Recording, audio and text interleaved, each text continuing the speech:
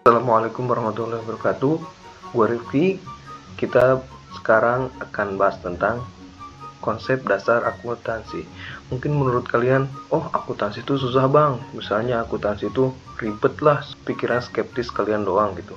Akuntansi itu mudah, karena kalau kita udah paham logikanya, kita bakal bisa menjurnal tersebut guys ya, atau membuat laporan keuangan dengan logika kita gitu. Yang penting kita paham dulu konsep-konsep dasarnya guys ya. Nah, kita bakal masuk aja ke penjelasannya. Yang pertama yaitu pengertian akuntansi. Akuntansi adalah sistem atau proses yang mencatat, mengelompokkan, meringkas, menganalisis, dan menyajikan informasi keuangan suatu entitas. Jadi misalnya ada transaksi nih, terus dicatat dulu di jurnal guys ya, terus dikelompokin di buku besar, nah terus diringkas di neraca saldo, terus dianalisis. Nah ini tuh bagus atau tidak, dan disajikan dalam laporan keuangan guys ya. Nah produk akhirnya tuh laporan keuangan guys untuk akuntansi tersebut guys ya. Nah kita lanjut ke siklus akuntansi. Nah lanjut lagi kita ke siklus akuntansi lengkap. Nah yang pertama di siklus akuntansi yaitu transaksi guys ya, atau bukti transaksi. Jadi kalau kita mau beli sesuatu itu tuh harus ada buktinya guys ya. Biar apa bang? Biar bisa ditelusuri, oh bahwa itu tuh ada transaksi seperti itu guys ya. Misalnya kalau kita mau beli persediaan, harus ada bukti transaksinya dulu, baru bisa lanjut ke proses selanjutnya gitu. Nah ya, udah ada bukti transaksi nih, udah ada bukti transaksi, terus apalagi bang? Yang lanjut itu ke jurnal guys ya. Jurnal, misalnya saya membeli persediaan nih, membeli persediaan dengan kas, berarti persediaannya di debit, kasnya di kredit gitu. Nah jurnal tuh gitu guys ya. Nah misalnya bang saya dapat pendapatan nih, nah pendapatan tuh di kredit guys ya, pendapatan di kredit. Nah ini masuknya kalau dengan hutang berarti masuknya ke piutang, jadi yang di debitnya si piutang, atau masuknya ke kas langsung, atau masuknya dengan uang cash itu masuknya ke kas langsung, jadi debitnya kas atau piutang, kreditnya pendapatan gitu untuk jurnal guys ya, gampangnya gitu. Nah yang selanjutnya, nah udah di jurnal nih, misalnya banyak akun yang berkaitan sama kas atau sama persediaan atau sama pendapatan. Nah di buku besar itu tuh nanti saldo debit kreditnya tuh dikelompokin guys, jadi kas doang, misalnya kas di debit apa aja, di kreditnya kas apa aja gitu, nanti dikelompokin jadi satu di buku besar gitu ya, per akun, jadinya per akun, misalnya per akun kas doang, atau per akun persediaan doang, atau per akun pendapatan doang gitu. Nah langsung ke neraca saldo guys ya. Jadi hasil nih, misalnya hasil dari buku besar, hasil dari buku besarnya nih, totalnya jumlahnya itu tuh di kredit atau di debit, nanti tuh masuk ke neraca saldo guys ya, buat kita lihat oh ini tuh antara debit dan kreditnya itu balance gak sih. Nah gitu guys ya, gampangnya gitu. Jadi si neraca saldo tuh cuma totalnya doang gitu, misalnya totalnya tuh 100.000 di kredit gitu, nah ntar di neraca saldo kita nulisnya di kredit gitu. Tuh jadinya, jadi buku besar marinciannya tapi neraca saldo mah ringkasannya gitu guys. Nah yang selanjutnya yaitu jurnal penyesuaian. Nah kalau ada jurnal penyesuaian, si neraca saldo kita tuh disesuaikan dulu guys ya. Neraca saldo biasanya disesuaikan dulu di jurnal penyesuaian. Nah misalnya kayak pendapatan dibayar di muka, beban dibayar di muka, biaya dibayar di muka, atau pendapatan diterima di muka, itu tuh kan belum ya guys ya, belum dipakai, apa kita belum memberi jasa tapi kita udah dibayar duluan gitu tuh, jadinya itu masih akun pendapatan dibayar di muka. Nah kalau udah dikerjain nih misalnya 1 bulan, misalnya kita punya kontrak 6 bulan dengan harga 60.000 misalnya, berarti sebulannya kita dapat Rp10.000 dari 60.000 bagi 6. Nah itu tuh ntar masuknya ke pendapatan, nah pendapatannya ke kas gitu. Itu tuh penyesuaian tuh gitu, ngakuin pendapatannya cuma yang 10.000 doang gitu, nggak semuanya diakuin karena kita belum ngerjain gitu. Jurnal penyesuaian tuh kita nyesuaiin, oh ini tuh pendapatan real gua loh karena gua udah ngerjain sesuatu gitu. Nah terus neraca saldo setelah penyesuaian, jadi kan neraca saldonya yang tadi tuh masih ada, misalnya ada biaya dibayar di muka nih, nah nanti ada muncul akun bahwa ada loh akun tambahan dari itu, jadi ada biaya dibayar di muka, ada beban dibayar di muka, atau pendapatan diterima di muka sama pendapatan doang gitu. Nah gitu nanti masuk ke situ guys ya. Jadi ntar neraca saldo setelah penyesuaian tuh jadi neraca saldonya dikurangin sama jurnal penyesuaian tersebut guys ya. Jadi ada apa tuh? Jadi itu tuh saldo yang real ada di transaksi kita gitu. Nah, gitu guys ya. Nah, terus ke laporan keuangan. Nah, setelah neraca saldo setelah penyesuaian, kita masuk ke laporan keuangan. Nah, kita tuh misalnya masukin nih, oh bahwa aset tuh masuknya ke neraca kah? Ke neraca. Kalau hutang mah ke neraca juga. Nah, kalau pendapatan kayak beban-beban gitu masuknya ke laba rugi guys ya. Nah, terus kalau misalnya arus kasnya, oh arus kas bersihnya segini loh, arus kas masuknya segini, arus kas keluarga ntar dimasukin ke laporan arus kas. Terus kalau ada thrift tuh kayak si punya usaha tuh ngambil duit perusahaan untuk kepentingan pribadinya gitu guys. Nanti disusun laporan keuangan gitu. Nah, habis di laporan keuangan kita tuh membuat jurnal penutup guys ya. Membuat jurnal penutup buat apa sih bang? Nah, biar akun nominal di laba rugi tuh jadi ntar akun laba rugi nih, misalnya kan kita dapat laba. Nah, ntar tuh ditutup akunnya. Misalnya dari pendapatan ke ikhtisar ya. Pendapatan ke ikhtisar. Nah, habis ke ikhtisar tuh ikhtisarnya dibalik nih ke akun modal gitu guys ya. Jadi ikhtisar ke akun modal. Jadi itu tuh buat nutup biar akun laba ruginya nanti itu 0 biar mempermudah kalau ada transaksi baru. Jadinya udah selesai gitu di akun laba ruginya. Ntar ya cuma ada akun neraca kayak misalnya aset, kewajiban atau modalnya gitu. Jadi untuk jurnal penutup tuh akun laba ruginya dinolkan guys ya. Nah, untuk yang selanjutnya yaitu neraca saldo setelah penutupan. Nah, jadi kan udah 0 nih, udah 0. Nah, kita tuh ntar di neraca saldo setelah penutupan tinggal masukin asetnya berapa, hutangnya berapa, atau modalnya berapa. Nah, modalnya kan udah ditutup nih. Nah, jadi yang si ikhtisar laba rugi tadi itu yang kita laba atau rugi ntar tuh berubahnya di ini guys ya, di perubahan modal atau di ekuitasnya, di modalnya. Nah, nanti neraca saldo setelah penutupan itu realnya guys ya. Realnya kita tuh, oh kita tuh segini loh aset bangsa hutang, aset kayak kewajiban ataupun modalnya tuh segini guys ya. Jadinya tuh laba ruginya dinolkan guys ya. Nah, terus ada jurnal pembalik. Nah, jurnal pembalik tuh sifatnya opsional guys ya.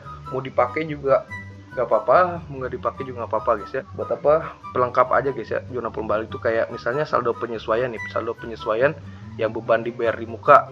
Terus misal debitnya beban dibayar muka, pendapatannya di kas. Debitnya beban dibayar di muka, terus kreditnya tuh kas. Nah, si beban dibayar di muka ini ntar tuh dibalik guys ya. Jadi beban dibayar di mukanya di kredit, nah terus si kasnya di debit gitu. Jadi tinggal dibalik aja guys ya yang ada di jurnal penyesuaian gitu guys ya. Nah, kita lanjut lagi untuk ke apa sih bang jenis-jenis laporan keuangan, terus teori simpelnya gimana bang? Nih teori simpelnya gini guys ya, jenis-jenis laporan keuangan. Yang pertama itu neraca. Neraca itu sama aja sama balance sheet, atau pokoknya itu tuh si aktiva dan pasiva tuh pasti sama. Aktiva tuh terdiri dari aktiva lancar dan aset lancar. Nah, aktiva tuh punya nama yang lain juga guys ya. Ada aktiva tuh bisa juga disebut aset, bisa juga disebut harta guys ya. Nah, tuh harta sama dengan utang plus modal. Jadi kalau harta tuh sama dengan utang kita sama modal kita. Misalnya kita beli HP 1 juta. Nah, kita tuh dapat duit 1 juta tuh dari utang 500.000 dan uang kita sendiri 500.000. Nah, itu tuh sama aja guys ya, neraca tuh kayak gitu. Jadi 1 juta tuh dari mana loh? 1 juta tuh dari 500.000 nganjuk atau 500.000 utang dan modal sendiri 500.000 gitu guys ya. Jadi sisi modal dan hutang tuh buat membiayai si harta atau aset atau aktiva.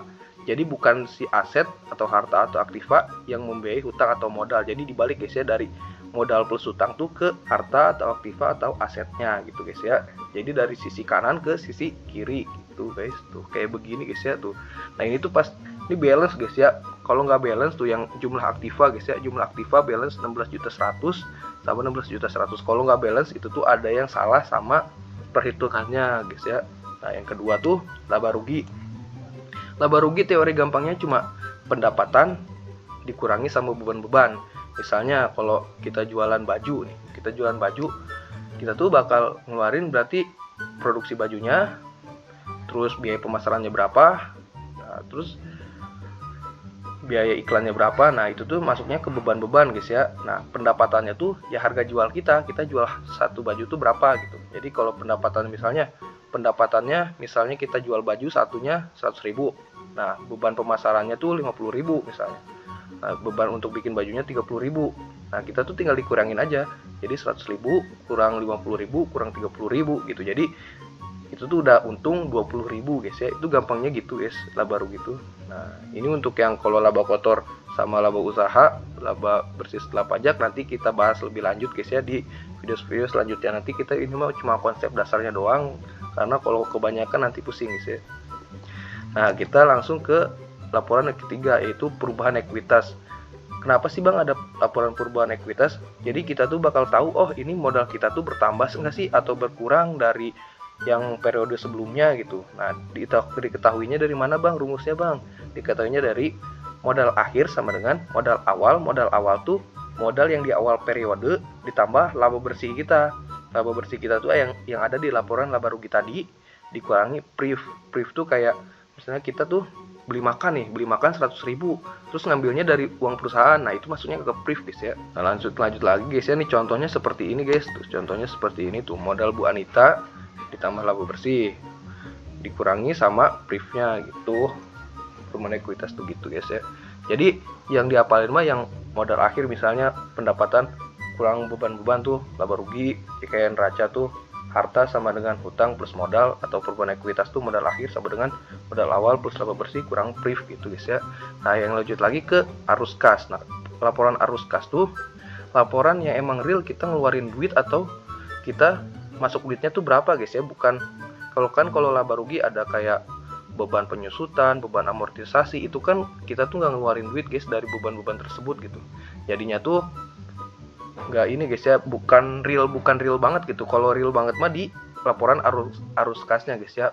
Arus kas tuh gampang guys tuh. Arus kas adalah kas masuk dikurangi sama kas keluar. Misalnya kas masuknya dari pembelian bahan baku nih, oh kita tuh beli apa aja nih, terus kas masuknya dari penjualan operasinya berapa. Nah nanti tinggal dikurangin aja guys ya tuh. Nah ini contohnya gini, arus kas dan kegiatan operasi tuh. Terus arus kas dari kegiatan investasi tuh kayak beli, kalau di perusahaan investasi itu kayak beli aset tetap, aset tidak lancar lainnya guys ya. Kalau yang kegiatan keuangan tuh kayak pendanaan, kayak modal tadi, biaya dividen ada enggak gitu. Nah kita langsung ke laporan yang kelima, yaitu CALK guys ya, catatan atas laporan keuangan. Nah CALK tuh rincian dan penjelasan atas 4 laporan keuangan tadi gitu guys.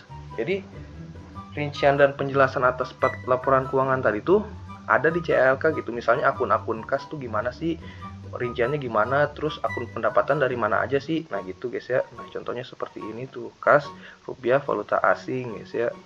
Nah kita lanjut lagi guys, siapa sih bang yang make laporan keuangan perusahaan? Nah, pemakai laporan keuangan eksternnya tuh yang satu, yaitu kreditor guys ya, buat ngelihat oh ini tuh asetnya kalau bayar utang cukup gak sih gitu tuh. Kalau gampangnya gitu guys ya. Nah, terus yang kalau investor, oh ini tuh labanya bagus gak sih, perusahaannya masih sehat gak kalau kita terusin investasi ke sini gitu. Nah yang pemerintah mah buat yang kayak oh ini besaran pajaknya berapa ya kalau saya mau bebanin ke dia gitu. Nah kalau yang pelanggan kayak ngelihat oh ini tuh masih bagus gak ya, apa tuh kondisi keuangan perusahaannya gitu. Nah kalau yang analis keuangan, kita tuh bakal lihat oh ini perusahaan ini lagi bagus loh bu, misalnya ngerekomendasiin ke ini guys ya, ke klien-klien misalnya, Pak atau Bu ini lagi bagus perusahaan ini karena labanya naik atau ininya rasionya naik gitu. Nah gitu nanti kita tinggal dikonsultasi guys ya. Mantap banget. Nanti kita lanjut lagi ke pemakai laporan keuangan yang internal ya guys ya. Nah yang ke satu adalah manajemen tuh buat ngambil keputusan, oh ini tuh kita tuh lebih efisien atau lebih efektif gak sih dari anggarannya gitu. Misalnya kan nanti dibandingin nih guys, dibandingin antara anggaran dengan yang aktualnya gitu, bahwa oh ini tuh divisi apa sih yang bertanggung jawab di sini gitu guys ya. Jangan terlalu banyak dulu, nanti pusing guys ya. Pokoknya buat ngambil keputusan bahwa oh ada kecatat dari pengelolaan perusahaannya gitu. Nah yang kedua yaitu karyawan guys ya. Nah karyawan tuh kayak misalnya oh perusahaannya bagus gak nih, gue mau gantungin hidup ke sini, misalnya gue mau terus di sini tuh masih bagus gak sih perusahaannya?